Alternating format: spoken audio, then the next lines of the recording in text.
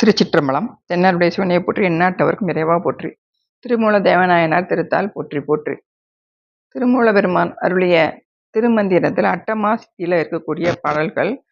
அதில் இந்த உலக தோற்றம், அது திருப்பி ஒடுக்கம், அதை பற்றி சொல்லியிருக்காரு இந்த பாடல்கள்.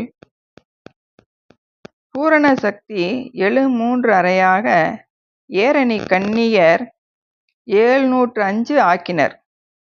நாரணன் நான்முகன் ஆதிய ஐவர்க்கும் காரணமாகி கலந்து விரிந்ததே. பூரண சக்தி அப்படிங்க சொல்றது வந்து ஆதிசக்தி. அது 73 அறையாகனா அந்த ஆதிசக்தி இச்சாசக்தி, ஞானசக்தி, கிரியாசக்தி என 3ஆ பிரிஞ்சு அந்த குண்டனில இருந்து அகாரம், உகாரம், மகாரம், அபரவிந்து, அபரநாதம், பரவிந்து, பரநாதம் என்று 7 கலைகளோட பொருந்தி 21 கூறாகுது. அந்த 21 கூறும் பிரம்மன் முதலான ஐவருக்கும் காரணம், தொழில் செய்யக்கூடியதுக்கு காரணமாக அவங்களோட பொருந்தி நிற்குது. நாரணன் நான்முகன் ஆகிய ஐவருக்கும் காரணமாகி கலந்து விரிந்ததேங்கிறாரு.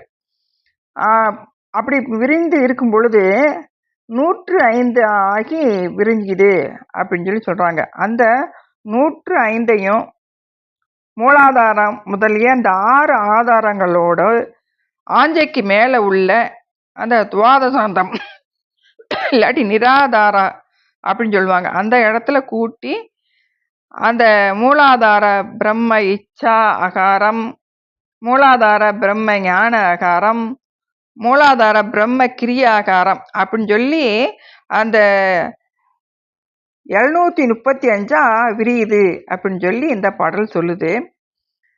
விரிந்து குவிந்து விளைந்த இம்மங்கை கரத்துள் எழுந்து கறந்து அங்கு இருக்கில் பறந்து குவிந்தது பார் முதல் பூதம் இறைந்தெழு வாயு விடத்தில் ஒடுங்கே. இப்படி இந்த ஒரே சக்தி, அந்த ஏகதேசமா இருக்கக்கூடிய சக்தி தான் விரிந்து, அந்த ஒன்றேயான சக்தி ஆதிசக்தி தான் விரிஞ்சு சிவத்துல அடங்கி இருக்கும் நிலையிலும் வெளிப்பட்டு செயலாற்றுனா அது மண் முதலிய பூதங்கள, அதாவது தூள பூதங்களாக விரிந்து வருது, நமக்கு காரியப்படுது. அது சிவத்தில் அடங்கி ஒன்றாக இருந்துச்சுன்னா அது சூட்சுமத்தில் ஒடுங்கி இருக்கும் அப்படின்னு சொல்லி சொல்கிறாங்க. இதை சிவப்பிரகாசம் பாடல் ஒன்று சொல்லுது. நீடு பராசக்தி நிகழ் இச்சா ஞானம் நிறை கிரியை தர அதனை நிமலன் மேவி நாடறிய கருணை திரு உருவமாகி நவின்று பல கலை நாத விந்துவாதி கூடும் ஒளிவளர் குடிலை மாயை மேவி கொடுவினை கொள் தனு கரண புவன போகம் பீடு பெற நிறுவி அவை ஒடுக்கும் மேனி பிறங்கிய நிற்கல சகல பெற்றியாமே. அதாவது சிவபெருமான் பிரபஞ்சத்தை சிருஷ்டிக்கும் பொழுது, உருவாக்கும் பொழுது தனது சக்தியே வடிவமாக திருமேனி கொண்டு, அதாவது சக்தி, அதாவது அருள் ஆற்றல், அவருடைய ஆற்றல் அதை திருமேனியாக கொண்டு சுத்த மாயையை பொருந்தி அதில் இருக்கக்கூடிய நாத விந்து முதலான தத்துவங்களையும் தோற்றுவிச்சு அப்புறம் பல கலைஞானமாகிய வேத ஆகமங்களையும் அருளி செய்து அசுத்த மாயையில் உண்டான தனு கரண புவன போகங்களையும் தோற்றுவிச்சு அப்புறம் திரும்ப அதை ஒடுக்குறாரு.